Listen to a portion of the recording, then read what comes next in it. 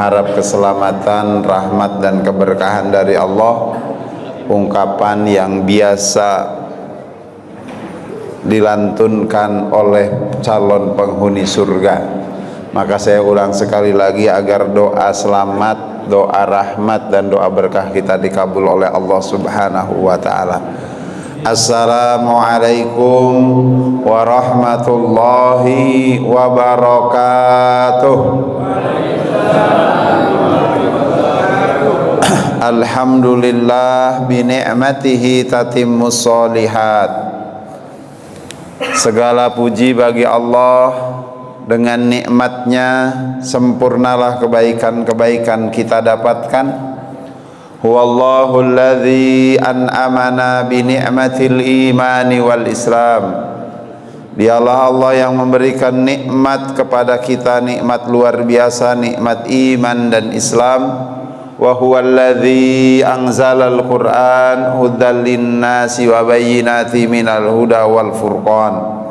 Allah lah yang memberikan nikmat yang luar biasa dengan menurunkannya Al-Qur'an, di mana Al-Qur'an sebagai petunjuk, Al-Qur'an sebagai penjelas atas petunjuk-petunjuk tadi, dan Al-Qur'an sebagai pembeda.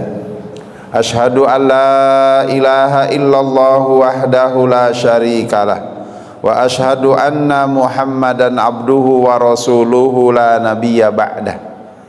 Mari kita perkuat persaksian dan perjanjian kita, tidak ada ilah, tidak ada yang menciptakan kita, tidak ada yang mengatur kehidupan kita, tidak ada yang memberi rizki kepada kita, sehingga tidak ada yang wajib kita ibadahi kecuali Allah Subhanahu wa ta'ala semata. Dan kita perkuat persaksian dan perjanjian kita bahwa Nabi Muhammad sallallahu alaihi wasallam adalah utusan Allah yang menyampaikan syariat Allah kepada umatnya dan menjadi teladan dalam kehidupan kita sehari-hari. Allahumma salli wa sallim wa barik ala sayyidina wa habibina wa syafi'ina wa maulana Muhammadin sallallahu alaihi wasallam salatan tunjina biha min jami'il ahwali wal afat wa taqdhilana biha jami'al hajat wa tutahhiruna biha min jami'i sayyi'at wa tarfa'una biha indaka a'la darajat wa salatan tuballighuna ila Makkatal Mukarramah wal Madinatil Munawwarah li haji wal umrah fi baitikal haram wa ziyarata maqam Muhammad sallallahu alaihi wasallam. Marilah kita ungkapkan penghormatan, keselamatan dan rasa cinta ke baginda tercinta Nabi Muhammad sallallahu alaihi wasallam berupa solawat dan salam, berharap dengan solawat kita terhindar dari mara bahaya di dunia. Kita berharap doa-doa kita dikabul dan diangkat derajat kita di dunia dan di akhirat, hingga kita kelak mendapatkan syafaat Nabi Muhammad dan Allah pertemukan kita dengan beliau di surga. Amin Allahumma amin. Dan di dunia kita dimudahkan untuk melaksanakan ibadah haji dan umrah ke Mekah Al-Mukarramah dan berziarah ke makam Nabi Muhammad sallallahu alaihi wasallam di Madinah. Amin Allahumma amin. Allahumma inna nas'aluka ilman nafi'a wa rizqan halalan thayyiba wa amalan mutaqabbala. Rabbana zidna ilman warzuqna fahman. Allahumma anfa'na bima 'allamtana wa 'allimna ma yanfa'una. Marilah kita sempurnakan rasa syukur, syahadat dan salawat kita dengan berdoa. Mudah-mudahan di pagi yang cerah ini, yang tadi sempat diawali dengan gerimis, mudah-mudahan Allah berikan keberkahan dengan cuaca yang Allah berikan pagi ini, dan kita diberikan tambahan ilmu yang bermanfaat yang menjadikan rizki kita halal dan berkah dan amal-amal kita diterima. Ya Allah, tambahkan kepada kami dan berikan kami pemahaman, berilah kami ilmu yang bermanfaat dan berilah kami kekuatan untuk mengamalkan ilmu tersebut.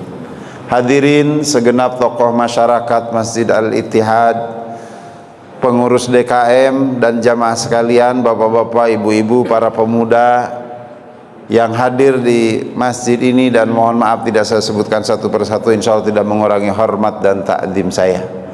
Insya Allah saya melanjutkan tema bahasan Ramadan terkait dengan tadabbur Al-Quran tahun lalu, yaitu kaifa yubarmizu al-Qur'anu al-hayah, bagaimana Al-Quran memprogram hidup. Dengan bahasan khusus puasa di bulan Ramadan, Allah program untuk membina perbaikan diri, perbaikan keluarga agar makin harmonis, dan perbaikan umat agar makin dinamis. Tentu dengan tambahan bahasan pada bagaimana ayat-ayat yang khusus Allah turunkan untuk meningkatkan kualitas tadarus Al-Quran kita.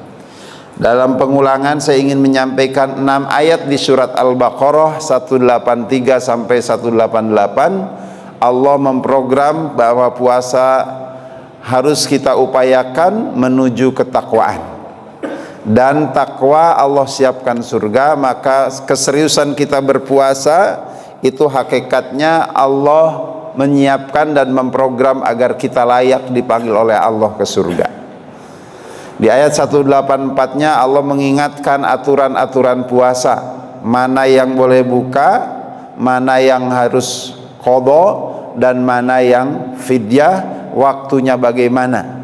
Ini di ayat 184 Allah memprogram puasa, aturannya jelas, puasa lengkap ketentuannya. Orang yang bertakwa harus taat dengan aturan atau disiplin dengan aturan. Maka puasa adalah program. Al-Quran memprogram kita dalam berpuasa, perbaikan diri menjadi orang yang disiplin. Yang ketiga, syahrul Ramadan alladzi unzila fihi al-Quran hudal linnasi wa bayyinati minal huda wal furqan. Surat Al-Baqarah ayat 185. Bulan Ramadan bulan diturunkannya Al-Quran, di mana Al-Quran sebagai petunjuk, Al-Quran menjelaskan petunjuk-petunjuk tadi, dan Al-Quran sebagai pembeda. Ini nanti yang akan dibahas lebih dalam. Artinya Ramadan Allah memprogram kita agar banyak bertadarus Al-Quran, berinteraksi dengan Al-Quran, hingga kita merasakan Al-Quran yang biasa kita baca, kita hafal, kita dengarkan, itu idealnya kita tadarusi. Dari kata darosa, belajar, tadarus, proses belajar. Yang belum bisa baca, proses belajarnya belajar membaca hurufnya dan bunyi kalimat-kalimatnya dengan baik. Yang sudah bisa membaca, perbaiki bacaannya, maka tadarus dengan tahsin. Yang sudah tahsin, meningkatkan dengan membaca dan menghafal perlahan-perlahan. Lanjut dengan mempelajari isinya dan mengambil hikmah dari Al-Quran hingga kita bisa mengamalkan dan memprogram hidup kita berdasarkan Al-Quran. Ini nanti saya kaitkan dengan ayat-ayat lain, bagaimana Rasulullah SAW diutus oleh Allah melaksanakan, melakukan, memprogram tadarus dengan umatnya. Namun sebelum ke bahasan khusus tentang tadarusul Quran, saya lanjut dulu ke ayat 186 surat Al-Baqarah, di mana Allah memprogram di bulan Ramadan bagi kita, yaitu program banyak berdoa. Dekatkan diri kepada Allah, banyak berdoa, yakin Allah akan mengabulkan doa-doa kita. Wa idza sa'alaka ibadi anni fa inni qarib. Apabila hamba-hambaku bertanya kepadamu Muhammad tentang aku, kata Allah, jawab, aku dekat. Jadi kita harus meyakini Allah itu dekat, atau kita berusaha terus mendekatkan diri kepada Allah, yakini Allah dekat, Allah akan menjawab permohonan hamba-hambanya yang berdoa.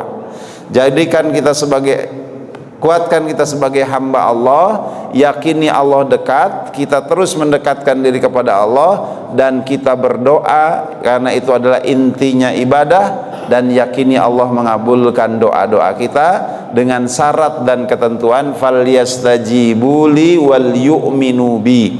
Penuhi perintah Allah dan beriman kepada Allah, la'allahum yarsudun, agar berada di bawah petunjuk dan kebenaran dari Allah Subhanahu wa ta'ala. 4 ayat ini walaupun ada arahan ke keluarga dan umat, tapi poinnya pada diri pribadi. Sebelum ke keluarga dan umat, pastikan kita berjuang menjadi orang bertakwa, pastikan kita taat dengan aturan dan penuh kedisiplinan, pastikan kita bertadarus Al-Quran dengan sebaik-baiknya, pastikan kita banyak taqarrub, mendekatkan diri kepada Allah dan berdoa kepada Allah, dengan harapan Allah senantiasa menaungi kita dengan hidayahnya sehingga kita berada di jalan yang benar. Barulah kita terus melangkah ke program perbaikan keharmonisan keluarga. Allah firmankan di ayat 187, uhilla lakum lailatas siyam arrafasu ila nisaikum. Dihalalkan di bulan Ramadan hubungan suami istri, walaupun siangnya haram. Bukan hanya membatalkan puasa kalau hubungan suami istri di siang hari, tapi harus kafarat dengan puasa 60 hari berturut-turut, atau memberi makan fakir miskin 60 orang, atau satu orang tapi untuk makan 60 hari. Rupanya tidak ringan. Jangankan 60 hari berturut-turut, orang 1 bulan aja ada yang tidak tahan gitu. Maka hati-hati dengan hubungan suami istri di siang hari. Konsentrasi pada ibadah Ramadan sehingga tidak tergoda untuk melaksanakan hubungan suami istri. Tapi di malam hari Allah tegaskan halal. Bahkan ada kalimat yang indah, hunna libasul lakum wa antum libasul lahunna. Ini program perbaikan keluarga nampak di sini. Suami istri harus ibarat pakaian yang bisa menutupi aib pasangannya, bisa menutup aurat, menutupi kekurangan pasangannya, yang bisa memperindah pasangannya dengan sikapnya, dengan nasihatnya, dengan doanya, yang bisa memberikan kenyamanan kepada pasangannya. Itulah suami dan istri yang dibina menuju keharmonisan. Yang keenam, surat Al-Baqarah ayat 188, wala ta'kulu amwalakum bainakum bil batil. Jangan kau makan harta di antara kalian dengan cara batil, wa tudlu biha ilal hukam. Dan jangan kau menyerahkan harta yang kau ambil tadi sebagian untuk menyuap hakim. Ila akhirih. Ayat ini memprogram orang yang puasanya berhasil, selain membina diri dan membina keluarga, harus perhatian dengan masyarakat. Diawali dengan kepedulian saat berpuasa dengan banyak bersedekah, bersolat sunnah tarawih yang biasanya sendiri di malam hari dengan berjamaah. Kita menengok setiap akhir solat dengan salamnya assalamualaikum, nengok kanan dengan mengungkapkan keselamatan bagi kalian, tengok ke kiri mengungkapkan keselamatan buat kalian. Artinya ada kebersamaan, ada silaturahim, ada doa untuk masyarakat, dan ada sedekah wajib yang harus ditunaikan di akhir Ramadan, yaitu zakat fitrah. Sekalipun orang itu miskin, tapi saking pentingnya bersedekah, Allah wajibkan di akhir Ramadan berzakat fitrah, bersedekah wajib. Ini menunjukkan umat harus diperhatikan oleh setiap muslim dengan kepeduliannya. Tapi kepedulian tidak sempurna kecuali dilengkapi dengan kehati-hatian. Jangan sampai ada orang peduli tapi harta yang didapatkannya tidak halal dengan cara mengambil hak orang lain, entah mencuri, entah korupsi dan lain sebagainya. Biar aman mencuri dan korupsinya, kemudian dia menyuap hakim. Yang penting pedulinya ada. Na'udzubillah. Ayat 188 memprogram kepada kita peduli harus kita tingkatkan, tapi dibersamai dengan kehati-hatian atas hak orang lain, atas kejahatan mencuri, korupsi dan menyuap hakim. Dijelaskan dengan setegas-tegasnya di surat Al-Baqarah ayat 188, untaian ayat tentang Ramadan setelah 183. Hadirin jamaah subuh rahimakumullah. Itulah 6 program penting di bulan Ramadan. Satu di antaranya adalah program Tadarusul Quran, surat Al-Baqarah ayat 185, yang dijelaskan oleh Allah di ayat-ayat yang lainnya. Bagaimana tadarus Al-Quran yang ideal, yang dilaksanakan oleh Rasulullah, yang mampu merubah kegelapan menjadi cahaya, yang mampu merubah jahiliyah menjadi mardotilah. Kita buka surat Al-Baqarah ayat 129. Dulu ketika Nabi Ibrahim alaihi salam hijrah dengan Hajar dan Nabi Ismail, calon Nabi maksudnya, waktu Ismail bayi dari Palestina ke Mekah, Nabi Ibrahim sempat izin ke malaikat Jibril untuk tinggal di suatu tempat yang subur, yang layak untuk kemakmuran masa depan keluarganya, tapi Jibril tidak mengizinkan karena bukan ketentuan Allah di tempat itu. Hingga perjalanan diteruskan kembali ke arah selatan, diteruskan kembali, ada tempat lagi yang menurut Nabi Ibrahim itu enak, tapi belum diizinkan lagi. Begitu sampai di Mekah, dekat dengan Ka'bah, barulah malaikat Jibril menyampaikan, inilah tempat kalian Ibrahim, Hajar dan Ismail. Nabi Ibrahim alaihi salam Khalilullah, kekasih Allah, tidak banyak bertanya lagi, langsung sami'na wa ata'na, bertempat tinggal di Mekah, membina keluarga dengan Hajar dan Ismail, yang tentu istri satunya lagi di Palestina. Maka beliau bolak-balik Mekah dan Palestina, tapi ada masa depan yang beliau pandang cerah. Maka beliau berdoa yang Allah abadikan di surat Al-Baqarah ayat 129. Bagaimana doanya? Rabbana, ya Tuhan kami yang mengatur kami, yang memfasilitasi kami tinggal di Mekah, yang memberikan fasilitas hidup kepada kami, wab'as fihim, doanya, utuslah kepada mereka penghuni Mekah ini ya Allah dan sekitarnya, rasulam minhum, seorang rasul dari golongan mereka. Yang kemudian Allah kabul. Rasul yang diutus di Mekah adalah keturunan Nabi Ibrahim dari jalur Ismail, yakni Nabi Muhammad sallallahu alaihi wasallam. Setelah diutus Rasul, apa yang didoakan oleh Nabi Ibrahim? Yatlu alaihim ayatika, di mana Rasul yang kau utus kelak ya Allah, Rasul tersebut membacakan ayat-ayatmu. Maka ayat pertama yang diterima oleh Nabi Muhammad SAW, Iqra, bacalah.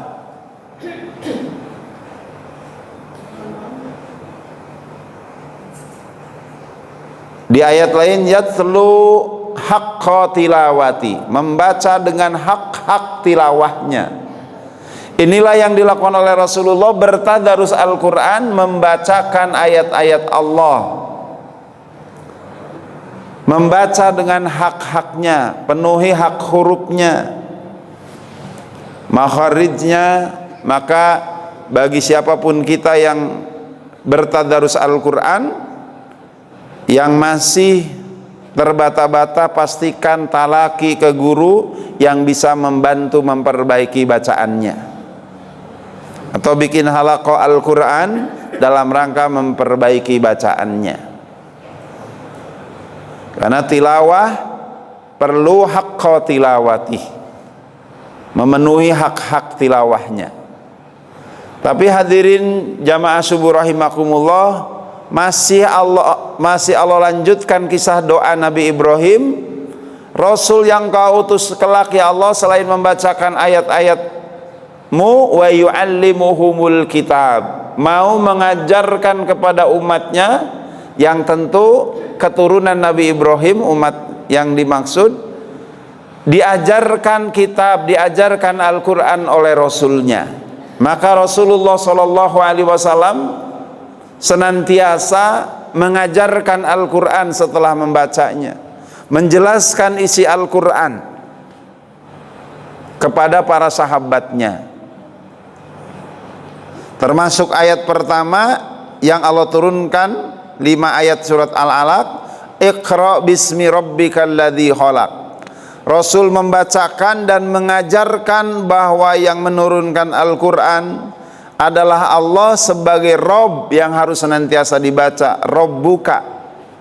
Penting menjelaskan Rabb, akidah rububiyah, di mana Allah yang menciptakan alam semesta termasuk kita di dalamnya, di mana Allah yang mengatur tubuh kita, di mana Allah yang memfasilitasi hidup kita. Itu harus dijelaskan lewat pengajaran Al-Quran.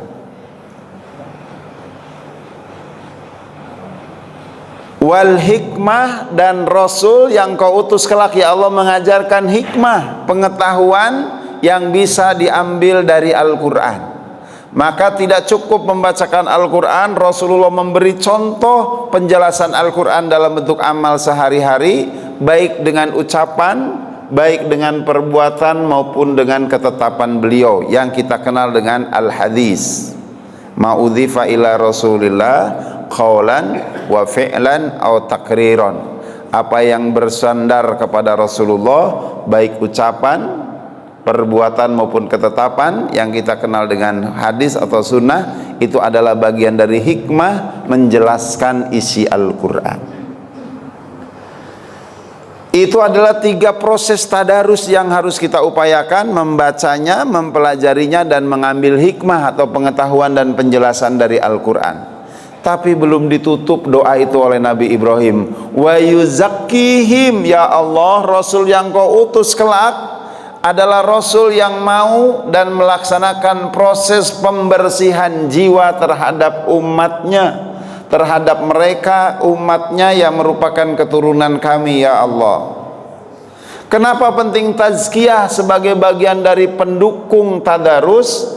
Karena tazkiyah akan mensukseskan tadarus.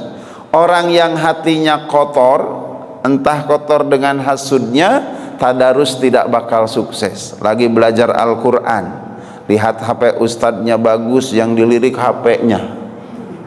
Ini ustadz HP-nya bagus, ustadz kok HP-nya ngajarin kemewahan. Akhirnya dia ngomentarin handphone, bukan mempelajari, mendapatkan isi dari tadarus Qur'annya.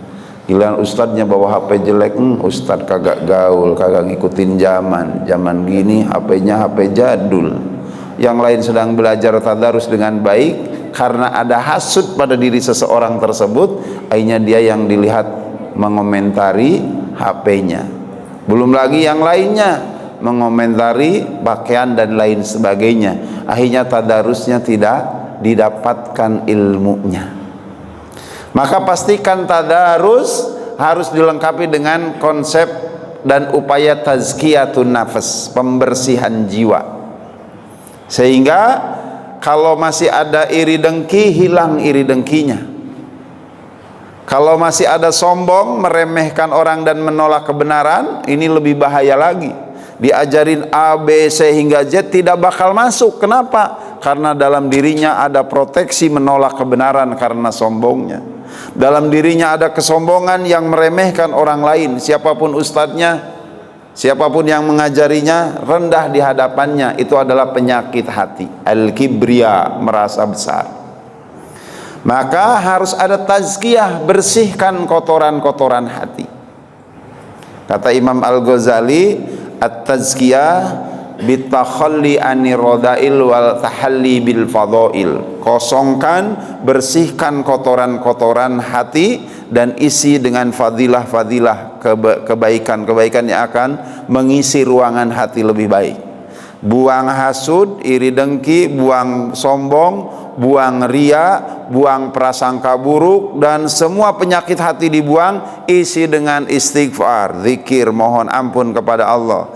Isi dengan tahlil la ilaha illallah, kita beribadah hanya kepada Allah. Isi dengan takbir Allahu Akbar. Isi dengan tasbih subhanallah. Isi dengan kesadaran yang kuat, la haula wala quwata illa billah, tidak ada daya dan kekuatan kecuali atas pertolongan Allah. Hadirnya kita di tempat ini, hadirnya kita di majelis manapun, hadirnya kita beribadah itu karena Allah berikan kekuatan kepada kita. Itulah dalam rangka tahali bil fadail, mengisi dengan keutamaan-utamaan setelah buang kekotoran-kotoran hati yang ada di diri kita. Itulah tazkiyatun nafas yang akan mendukung lancarnya proses tadarus.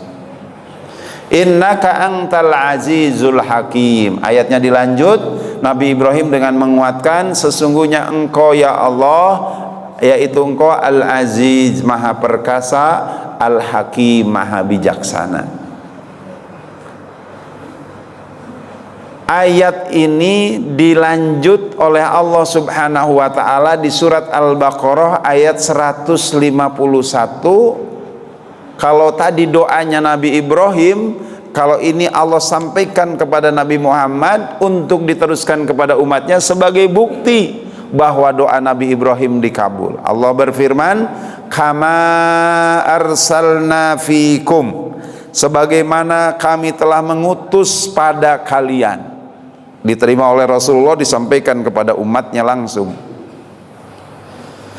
Rasulam minkum, seorang rasul dari golongan kalian sendiri, yaitu tentu Nabi Muhammad sallallahu alaihi wasallam.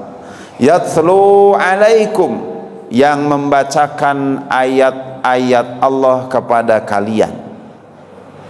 Yatlu alaikum ayatina, membacakan kepada kalian ayat-ayat kami. Karena ini Allah yang berfirman. Jadi kalau bahasa kita, aku diutus, kata Rasulullah, oleh Allah Subhanahu wa taala itu untuk membacakan ayat-ayat Allah kepada kalian. Dan faktanya ada yang menerima, khudu, beriman, ada yang menolak.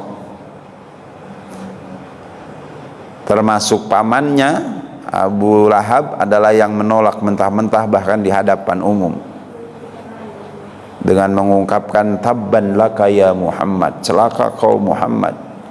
Maka Allah jawab dengan surat Al-Lahab, tabbat yada abi lahabi wa tab, celakalah yang celaka itu, atau celakalah tangan perbuatan Abu Lahab dengan celaka yang benar-benar celaka.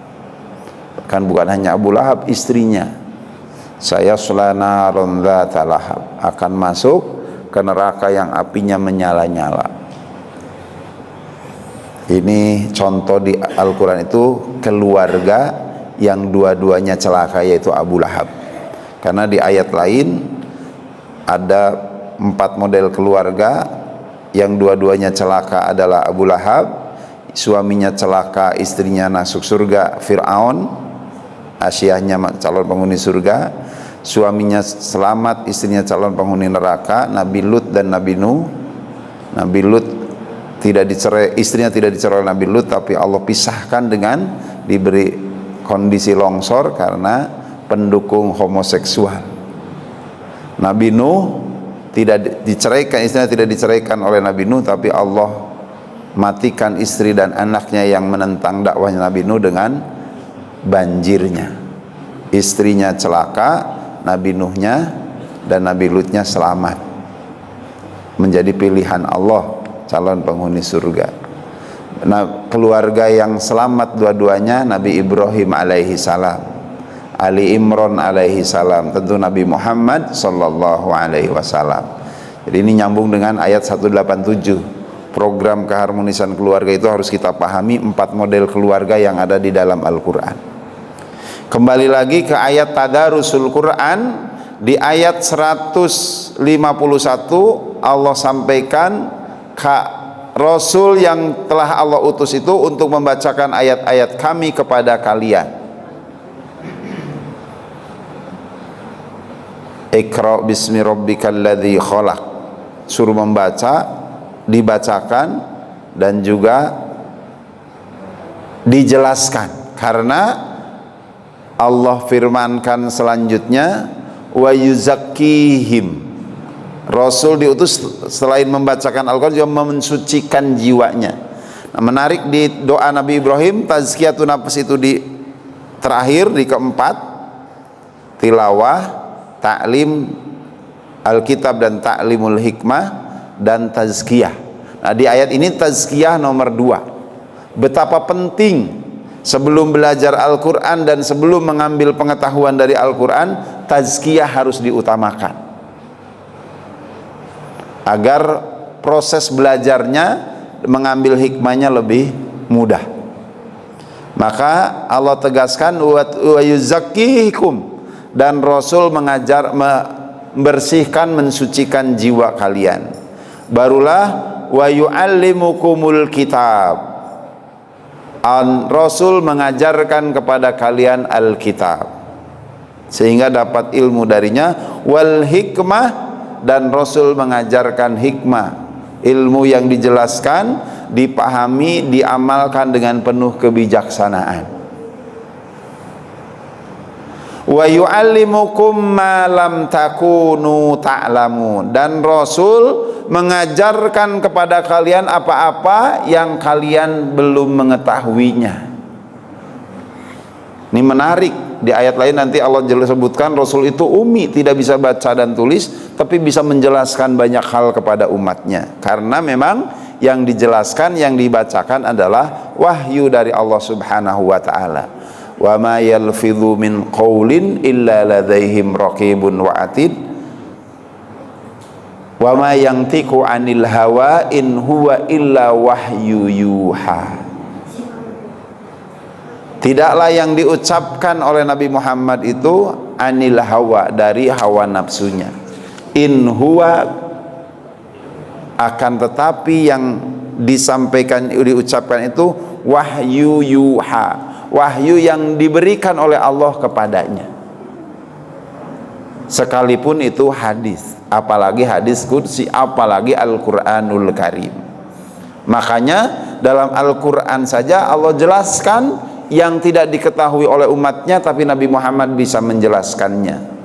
Ditanya tentang pemuda Ashabul Kahfi, beliau jelaskan walaupun butuh waktu, karena beliau berdoa, ditantang oleh umatnya, kisahkan tentang pemuda yang dulu bersembunyi di dalam gua. Maka Rasulullah meminta kepada Allah, baru turun setelah beberapa hari dan dijelaskan.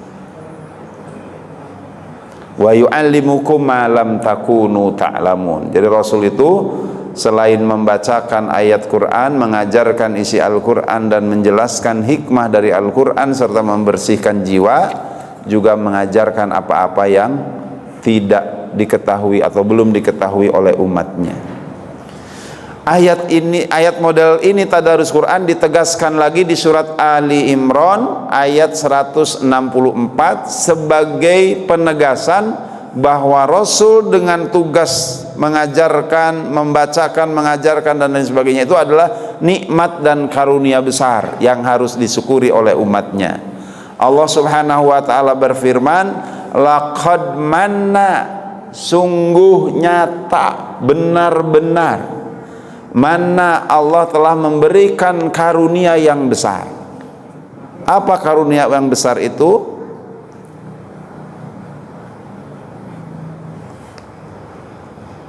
Alal mu'minin, laqad manallahu alal mu'minin, sungguh nyata benar-benar Allah telah memberi karunia yang besar atas orang beriman, kepada orang beriman. Idz ba'asa fihim, tatkala Allah mengutus kepada orang beriman rasulam min anfusihim, seorang rasul dari diri mereka sendiri. Jadi satu golongan. Nah, kalau dari luar bisa jadi penolakannya lebih mudah, lebih cepat. Tapi ini dari golongan mereka sendiri yang tahu mereka siapa itu. Jadi orang-orang Quraisy itu tahu siapa Nabi Muhammad bin Abdullah bin Abdul Muthalib, yang kesehariannya bagaimana. Mereka pun sebelum diutus sudah mengakui Rasul Muhammad adalah Al-Amin, dipercaya. Kata-katanya baik, senang menolong dan lain sebagainya. Tidak punya musuh, punya peranan yang baik di masyarakat. Min anfusihim, dari golongan mereka, dari bangsa mereka. Yatlu alaihim ayatihi, kemudian setelah diutus Rasul membacakan kepada mereka ayat-ayatnya, yaitu ayat Allah. Wa yuzakkihim, dan mensucikan jiwa mereka. Jadi sama tuh dengan surat Al-Baqarah ayat 151. Penegasannya di ayat ini harus kita pahami bahwa ini adalah karunia anugerah yang besar. Kayaknya Allah kok mengulang-ulang, saking pentingnya. Toh diulang-ulang juga banyak umat Islam yang belum bertadarus dengan lengkap mengikuti jejak dan upaya Rasulullah SAW. Maka nanti dari Al-Ittihad, gerakan Tadarusul Quran mendunia, dengan cara membacakannya, mempelajari isinya, dan mengajarkan hikmah dari Al-Quranul Karim dibersamai dengan tazkiyatun nafs. wa yu'allimuhumul kitab, dan Rasul mengajarkan kepada mereka alkitab wal hikmah, dan mengajarkan hikmah, wa in kanu min qablu lafi dhalalim mubin. Nah, di akhir ayatnya menarik. Tadarus yang dilakukan oleh Rasulullah dengan membacakan ayat Quran, membersihkan jiwa umatnya, mengajarkan Al-Quran dan hikmah dari Al-Quran. Wa in kanu min qablu lafi dhalalim mubin, di mana sebelumnya mereka umat Rasul itu, kaum Quraisy itu ada dalam kesesatan yang nyata. Kalau bicara wallahi, demi Allah, Allah disebut, tapi menyembahnya Lata dan Uzza, berhala yang mereka buat. Kadang ada berhala yang dibikin dari tepung, giliran habis ibadah lapar, sebagian tepungnya dimasak. Nah, itulah jahiliyahnya orang Quraisy dulu, Tuhan dimakan. Umar bin Khattab sempat nangis dan tertawa kalau mengenang zaman jahiliyah, karena dia termasuk orang yang pernah makan Tuhan. Fi dhalalim mubin, benar-benar dalam kesesatan.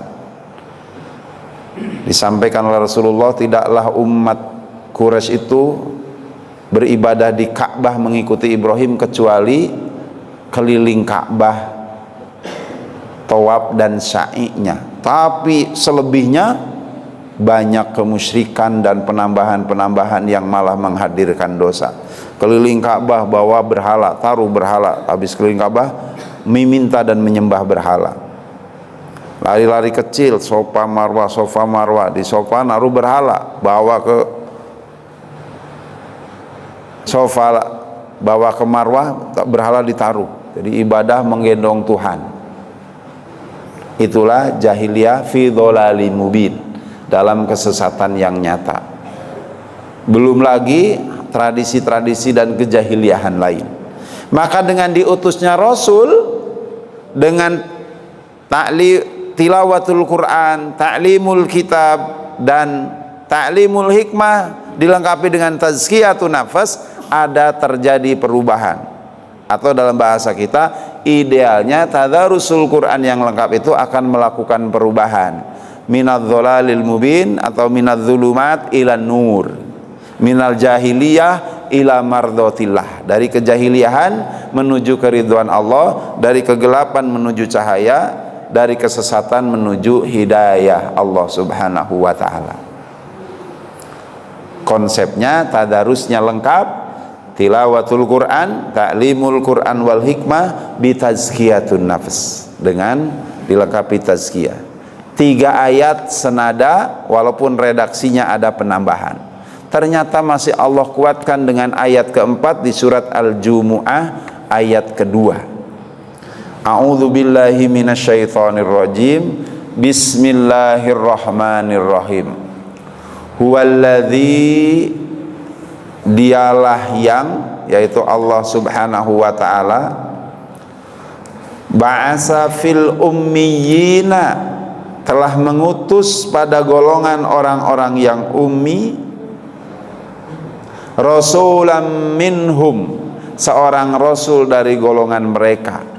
Ini menegaskan rasul yang diutus adalah ummi, sehingga tidak mungkin mengarang dan menulis sendiri, tidak mungkin merekayasa bacaannya hasil kreasinya sendiri. Karena saat jahiliyah, orang yang dibangga-banggakan itu 3 golongan. Pertama, orang kaya-kaya.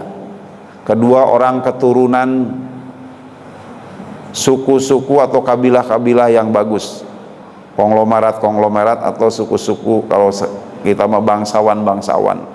Yang ketiga, ilmuwan, sastrawan, yang pandai menyusun kalimat-kalimat indah sebagai bukti kecendekiawanan mereka.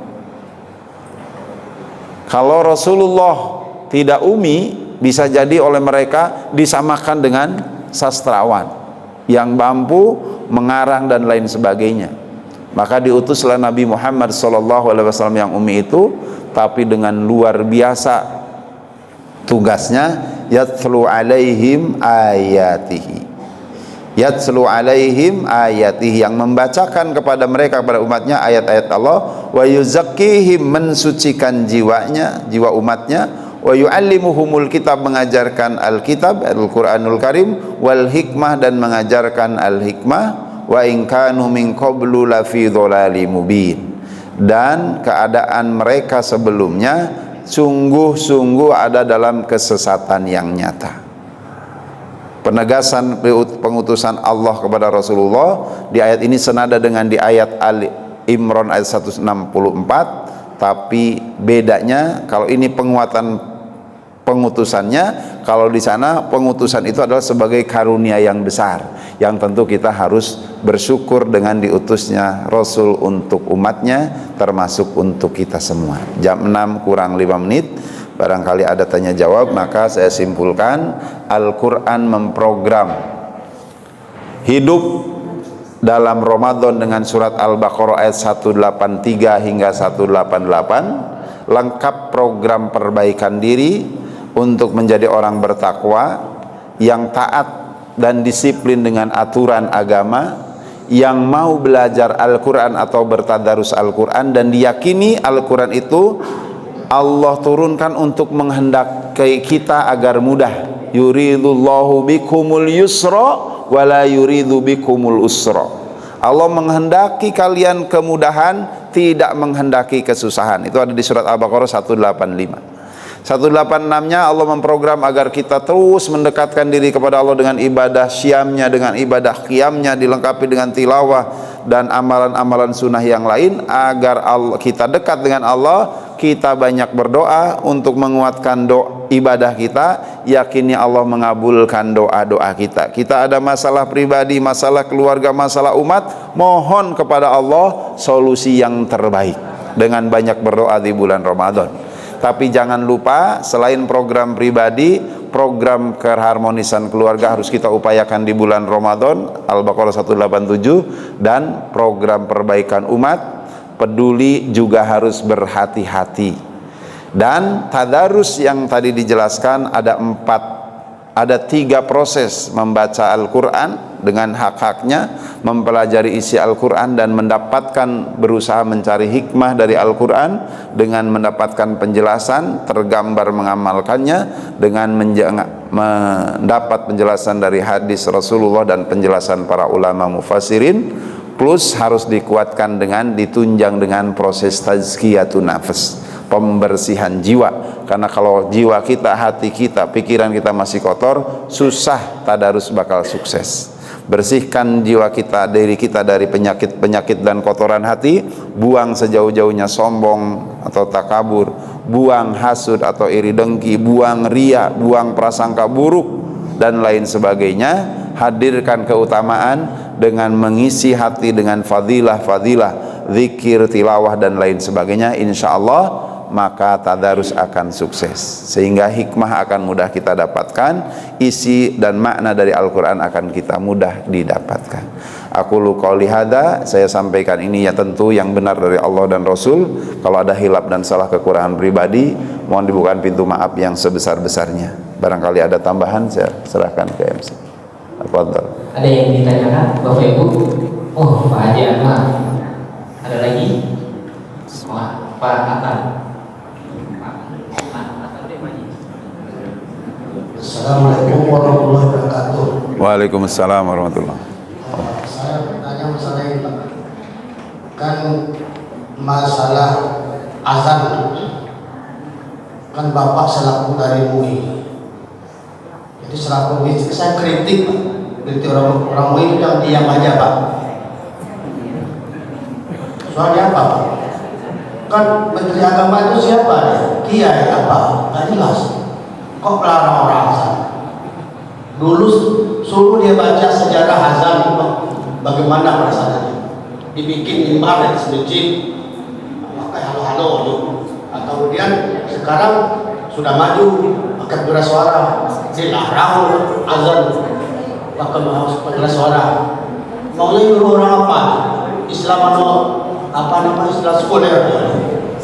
Jadi saya minta pada MUI, sudah 2 tahun Pak, dulu keluar juga itu, tolong surat edaran itu ditinjau kembali, Pak. Apa akibatnya? Tadarus, Pak. Sesuai dengan ayat Pak jelaskan. Orang takut tadarus karena ada larangan tuh. Menteri Agama itu bagaimana, Pak? Jadi mau ini diam aja. Nah, saya cara masjid situ, tapi masalah penting, Pak, masalah umat. Nanti saya tanya, Pak. Jadi tolong batal atau tinjau isi surat itu, surat edaran itu. Enak juga surat itu. Orang takut, Pak. Rasa ragu-ragu. Masjid itu kan yang sepi, Pak. Termasuk masjid itu, Pak. Paling-paling yang ngaji itu orang tadarus pada tujuan daripada tadarus agama, tujuan tadarus itu secara akal sehat untuk meramai atau syiar. Orang apa yang tak tahu mau kan? Dia bilang orang pengurus ini yang salah. Nah, ini saya. Maka setelah ada ini adalah tindakan daripada MUI, Bapak selaku MUI sampaikan. Ya contohnya yang waktu presiden kita kan dulu aja tuh kiai apa tuh. Biar aja. Kalau ada di sini saya pernah dengar, mau dulu aja begitu. Terima gaji. Ini masalah mata, gelisah mata. Nah, itu tadi saya terselit sedikit ya, saya tanya. Bapak mengatakan Nabi Muhammad berdoa pada Allah, maka turun ayat surat api kan. Masalah ini ingin saya tanya, Pak. Apakah Al-Quran itu diturunkan Allah sesuai peristiwa atau permintaan daripada Nabi atau Rasul-Rasul? Terima kasih, Pak. Satu-satu. Tadi ada lagi sekalian. Sekalian.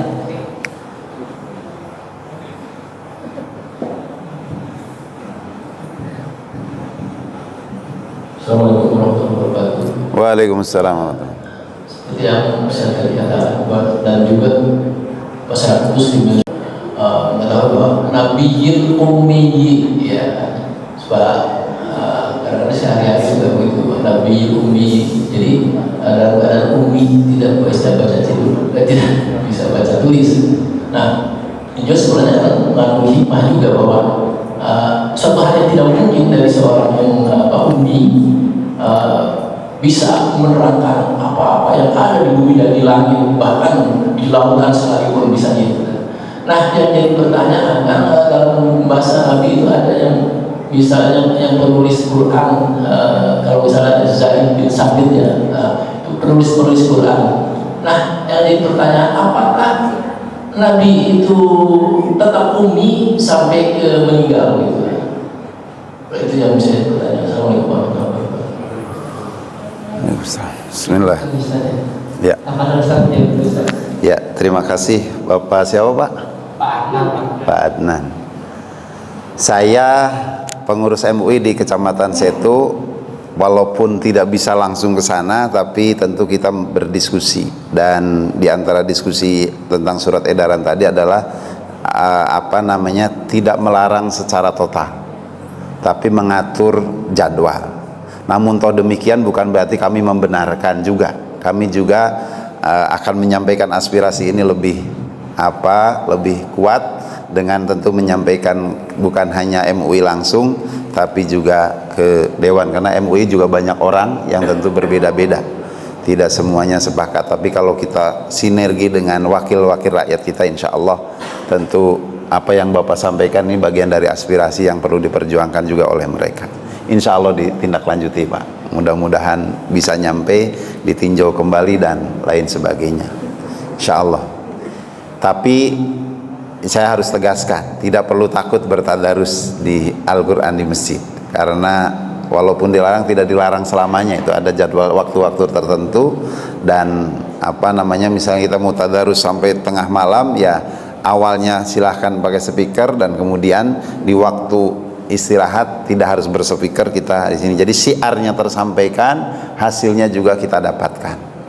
Artinya jangan sampai dengan surat edaran tadi kita berhenti akan menakut-nakuti. Nah, ini yang memang bahayanya di situ. Kita harus jelaskan kepada umat. Yang kedua, Al-Quran itu diturunkan sesuai dengan keadaan atau permintaan atau kehendak Allah. Tentu bagaimana kehendak Allah, Allah yang mengaturnya. Namun di beberapa ayat, beberapa surat itu Allah turunkan sesuai dengan keadaan. Ketika Nabi Muhammad dicaci maki oleh Abu Lahab tentang ingkarnya Abu Lahab dan menghinanya Abu Lahab kepada Nabi Muhammad, maka Allah turunkan ayat yang celaka dan hina adalah Abu Lahab, sehingga Nabi Muhammad walaupun dicaci maki di depan umum tetap tenang. Nah, itulah hikmah yang bisa kita dapatkan dalam berdakwah. Kalau kita menghadapi tantangan dan lain sebagainya, tenang, Allah Subhanahu wa taala yang maha segalanya. Dulu Nabi Muhammad demikian. Jadi ayat awalnya turun wa anzir ashiratakal aqrabin, ini kehendak Allah. Berilah peringatan keluarga-keluarga tetangga sekitarmu terdekatmu. Maka Nabi Muhammad ngumpulin orang-orang Quraisy di dekat Bukit Sofa. Rasulullah kemudian minta testimoni kepada umatnya. Bagaimana pendapat kalian seandainya saya kabarkan ada A, B, C, ada pasukan dari lembah sana yang akan datang ke kita. Kemudian ada umatnya pada menjawab, kami akan percaya karena selama ini engkau adalah orang yang jujur, orang yang bisa dipercaya. Tapi begitu Nabi Muhammad, yang ingin saya sampaikan adalah asyhadu alla ilaha illallah wa asyhadu anna Muhammadar Rasulullah. Ngajak bersaksi, fasyhadu bi alla ilaha illallah, bersaksilah bahwa tidak ada Tuhan selain Allah, tidak ada yang menciptakan, tidak ada yang mengatur, tidak ada yang memberi rezeki kecuali Allah. Asyhadu anna Muhammadar Rasulullah, fasyhadu bi anna Muhammadan bi annani, maksudnya aku yaitu Muhammad bin Abdullah putra Abdullah adalah utusan Allah. Mendengar itu berubah. Yang tadinya percaya kepada Nabi Muhammad, tapi karena tidak dapat hidayah, tidak ada iman, maka ingkar. Dan Abu Lahab yang paling kenceng, tabban laka ya Muhammad, celaka kau Muhammad. Tabban itu kalau bahasa Surabaya jancuk gitu, kalau bahasa Sunda kehed ya. Kalau bahasa sininya apalah gitu. Di depan umum itu kan menjatuhkan mental benar. Tapi Nabi Muhammad tetap tenang, dan kemudian tidak lama Allah hibur Nabi Muhammad dengan ayat Al-Lahab, surat Al-Lahab. Tabbat yada abi lahabi wa tab. Satu sisi asbabun nuzulnya karena memang sikap Abu Lahab yang mencaci Nabi Muhammad di depan umum, sehingga ditegaskan oleh Allah yang celaka itu bukan engkau Muhammad, justru yang celaka adalah Abu Lahab. Di sisi lain pelajaran bagi kita ayat Al-Lahab itu, jangan sampai kita tidak mengikuti hidayah dari orang, dari saudara, lewat saudara kita atau perantara saudara kita yang mengajarkan kebaikan, sekalipun itu keponakan kita, sekalipun orang terdekat, lebih dari materi, lebih miskin gitu. Jadi Abu Lahab itu kaya, itu Nabi Muhammad bapaknya tidak ada gitu, dan lain sebagainya. Tapi karena menyampaikan hidayah harus diterima, menyampaikan kebaikan harus diterima. Maka itu hikmahnya bagi kita, jangan sampai gara-gara sikap kita membuat kita celaka dengan kesombongan dan lain sebagainya. Itu adalah hikmah surat Al-Lahab. Satu sisi diturunkan sesuai keadaan, supaya menjawab keadaan, tapi di sisi lain hikmahnya justru banyak. Itulah i'zazul Quran, kemukjizatan Al-Quran. Ada ayat yang turun tidak ada asbabun nuzulnya, tapi ada ayat yang turun sesuai asbabun nuzulnya, seperti tadi surat Al-Kahfi. Muhammad, kalau kau Rasul, coba ceritakan tentang pemuda yang dulu bersembunyi di dalam gua. Berdoa, Allah turunkan. Jadi asbabun nuzulnya awalnya karena itu. Tapi setelah dikaji Al-Kahfi, lebih dari itu. Ternyata dalam kehidupan ini Allah, perjalanan umat ini Allah menunjukkan fitnah, ujian, cobaan kepada umat itu. Ada 4 fitnah besar. Ada fitnah agama, susah beragama, yaitu seperti Ashabul Kahfi. Ada fitnatul mal, ujian dengan harta kekayaan. Di surat Al-Kahfi ayat 30-an ada Ashabul Janatain, pemilik 2 kebun, kaya raya, kebunnya subur makmur, menjadi kaya dengan kebunnya, menjadi tempat wisata kebunnya, tengahnya ada sungai mengalir, kanan kirinya kebun yang bersubur. Tapi begitu diingatkan malah sombong. Ana aktsaru minka mala wa azzu nafaro. Jangan banyak macam-macam. Aku ini orang yang banyak pengikutnya, orang yang kaya hartanya. Kamu mah orang miskin. Kira-kira demikian. Gara-gara dia punya harta yang Allah beri lewat kebunnya itu. Ini namanya fitnatul mal, ujian harta. Di surat Al-Kahfi ada juga fitnatul ilmi, ujian ilmu, di mana Allah mengingatkan kalau mau punya ilmu seperti Nabi Musa, walaupun sudah kuat sekali pukul orang mati, terus mau belajar ke Nabi Syuaib sampai 10 tahun belajar kehidupan ke Nabi Syuaib, meneruskan ilmu dan nikmat keilmuan itu untuk mendakwahi Fir'aun. Tapi terus belajar, bukan hanya ke Nabi Syuaib, suruh belajar ke Nabi Khidir yang mendapatkan ilmu min ladunna, dari sisiku langsung, dari sisi kami, kata Allah.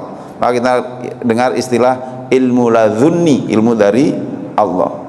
Nah, dulu yang punya ilmu ladunni itu Nabi Khidir alaihi salam. Nabi Musa yang sudah hebat juga belajar kepada Nabi Khidir. Ini menunjukkan di dunia ini walaupun orang ilmunya banyak, pasti Allah berikan ilmu ya kepada orang lain yang lebih, yang belum tentu dimiliki oleh orang yang berilmu dia. Yang pertama disebut tadi, kayak Nabi Musa ilmunya banyak, tapi tetap Allah suruh belajar. Nabi Musa suruh belajar ke Nabi Khidir, dan Nabi Musa mau belajar ke Nabi Khidir. Ternyata benar, ada ilmu yang diketahui oleh Nabi Khidir tapi belum diketahui oleh Nabi Musa, sehingga Nabi Musa komplain. Nabi Khidir ngelubangi kapal, komplain. Nabi Khidir membunuh pemuda, komplain. Nabi Khidir membetulkan rumah, sementara orang-orangnya tidak pada menghormatinya, jangankan nyuguhinnya, mempersilahkan aja tidak, terima kasih aja tidak, kira-kira.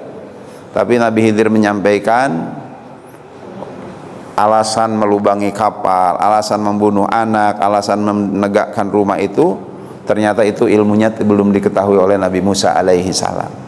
Nah, ada orang yang ilmunya tidak setinggi Nabi Musa, tidak sehebat Nabi Musa, tapi sombong, maka ini orang yang dapat fitnatul ilmi, ilmunya menjadikan celaka. Sementara Nabi Musa menjadi contoh orang yang ilmunya menyelamatkan dengan terus menambah ilmu, karena hakikatnya ilmu itu dari Allah Subhanahu wa taala.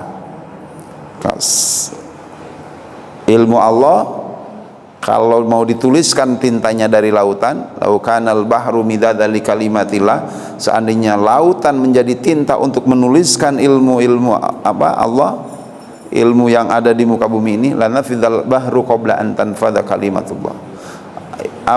Tinta air laut itu akan habis duluan sebelum kalimat-kalimat nikmat-nikmat alam semesta, keilmuan di alam semesta ini habis.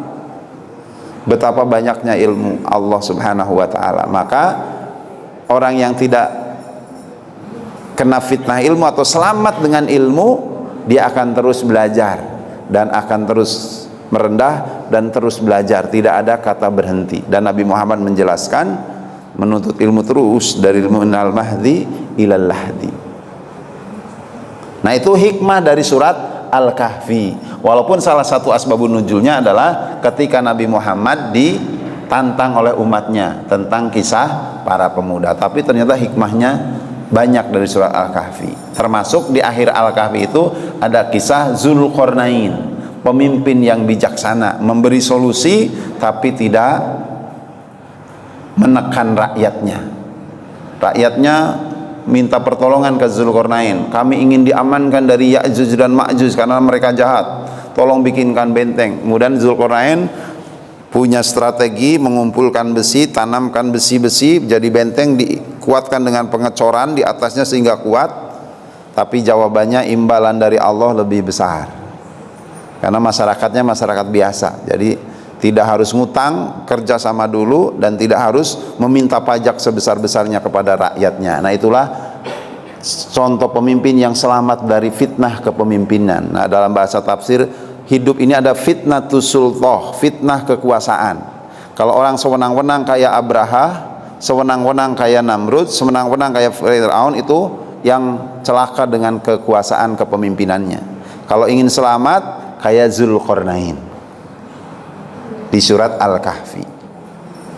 Nah, fitnah hidup tadi, fitnah agama, fitnah harta, fitnah ilmu, fitnah kekuasaan itu nanti dikumpulkan oleh Dajjal.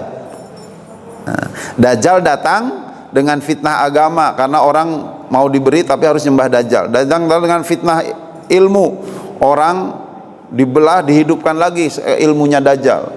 Wahai bendahara bumi, datanglah kumpul harta, ngikutin Dajjal. Tapi dengan demikian Dajjal berkuasa dan sewenang-wenang. Maka Dajjal termasuk pembawa fitnah agama, pembawa fitnah harta, pembawa fitnah ilmu, dan pembawa fitnah kekuasaan.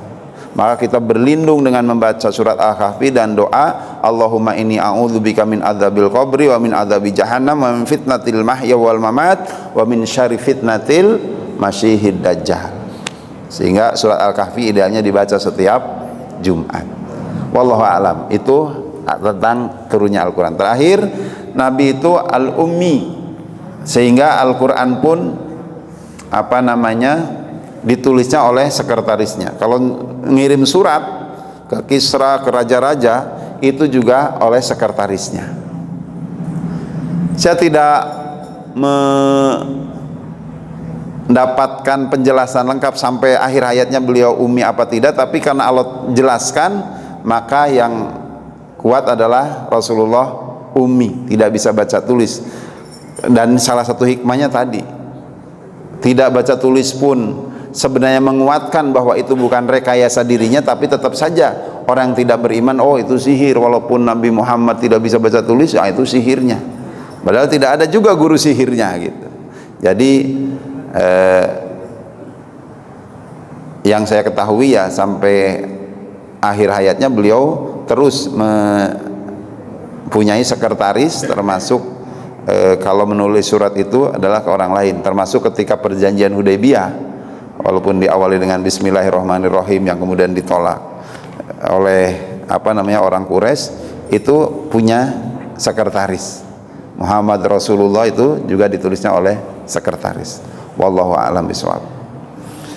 Demikian Bapak Ibu hadirin sekalian, karena sudah isyraq, sudah syuruk, maka mungkin jawaban saya tidak memuaskan, tapi insya Allah masukan yang luar biasa bagi saya dan jari perjuangan ya Pak ya untuk meninjau surat edaran tadi. Namun saya menegaskan tidak perlu takut bertadarus dengan speaker, hanya mungkin dibatasi kalau di tengah malam ya tadarusnya bisa dilanjut, tapi speakernya mungkin di-off-kan selama ini kalau kita taat dengan surat edaran tadi, karena bukan melarang total, bukan melarang semuanya. Yang benar dari Allah dan Rasul. Kalau ada hilaf kekurangan pribadi, saya mohon dibukakan pintu maaf yang sebesar-besarnya. Saya bahagia dan senang bisa bersilaturahim. Mudah-mudahan ilmunya bermanfaat untuk diri saya dan untuk kita semua, dan bisa kita teruskan kepada keluarga kita dan umat Islam pada umumnya. Allahumma anfa'na bima 'allamtana wa 'allimna ma yanfa'una. Semoga Allah berikan kemanfaatan ilmu yang diajarkan kepada kita, dan Allah berikan kekuatan kita untuk mengamalkan ilmu tersebut. Subhanakallahumma wa bihamdik, asyhadu alla ilaha illa anta, astaghfiruka wa atubu ilaik. Wassalamualaikum warahmatullahi wabarakatuh.